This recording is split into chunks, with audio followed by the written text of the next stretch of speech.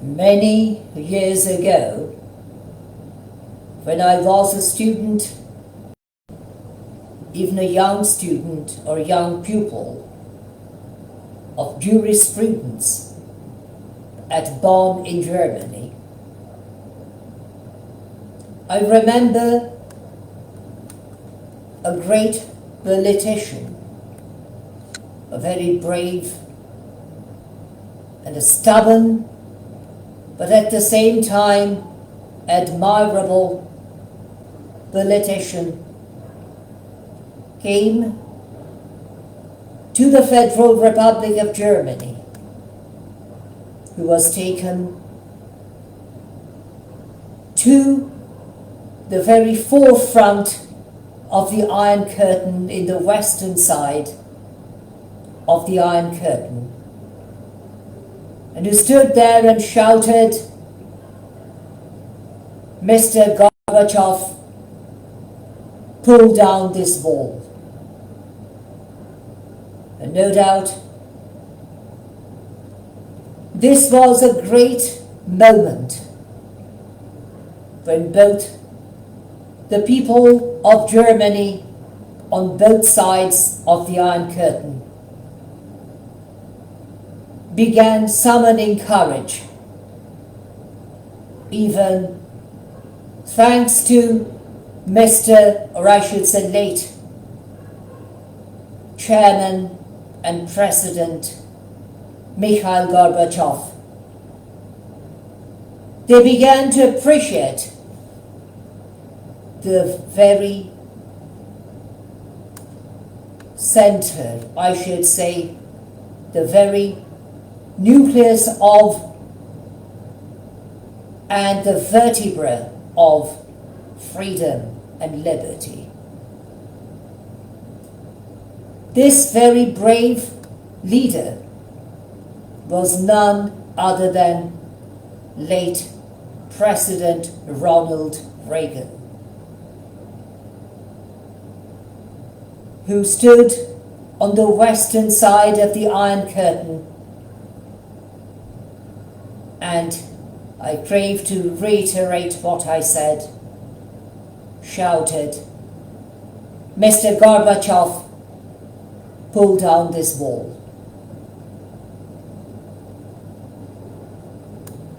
This great man recognized the value of not merely democracy, but also freedom and liberty. We always recognize that particular statute found not far away from the city of New York, known as the city, or I should say the Statute of Liberty. Liberty and freedom are totally indispensable because they are interrelated to each other. And one cannot have the other without the remaining part. 3 years have gone by that a vicious dictator from a very large country attacked Ukraine and its people, and have been tyrannizing that country, which, alas, surrendered its nuclear weapons because the country was persuaded, or I should say, the leaders of the country were persuaded to give up their nuclear arsenals shortly after the breaking down of the Iron Curtain and the independence of a number of countries which used to be a part of the Union of the Soviet Socialist Republic, or commonly called the Soviet Union.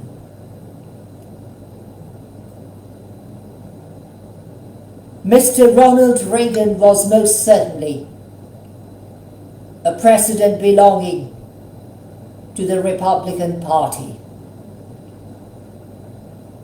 which was no doubt presided long before his time by a very famous and humane leader known as Abraham Lincoln, the first president of that particular party and one of the greatest presidents, not merely of the United States of America, but also an ideal example of the leaders of the world who committed his whole life in pursuit of freedom, justice, and equity. Alas, he was murdered, as even one of his successors was shot but survived, namely late President Ronald Reagan.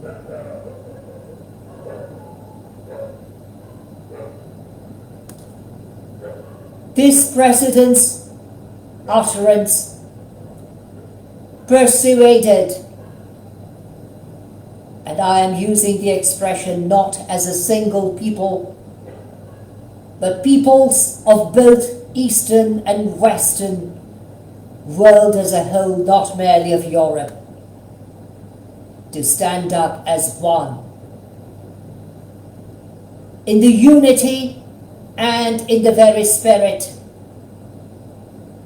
of democracy, freedom, and true liberty.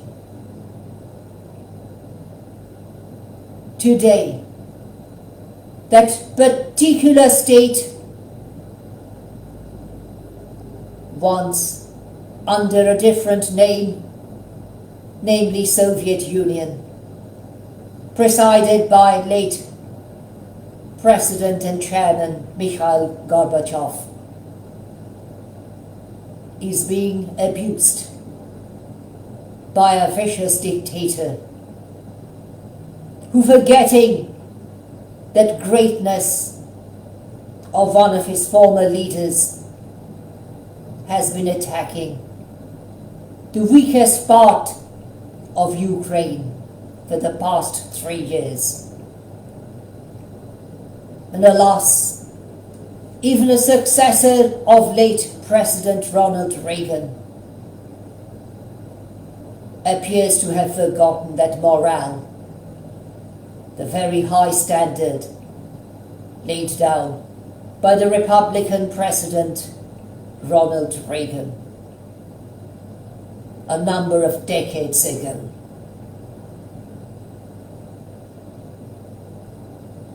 Are we truly free today if we do not come out of our own capsules and speak out, even for the people of Ukraine and the peoples of the world who are being oppressed, exploited, attacked, and dominated by vicious forces? It was President Ronald Reagan who once called the Union of the Soviet Socialist Republic to be an evil empire.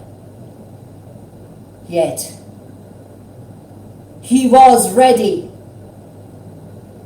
and also demonstrated his readiness by going to Moscow and meeting late Chairman and President Mikhail Gorbachev in ensuring that Europe would have liberty.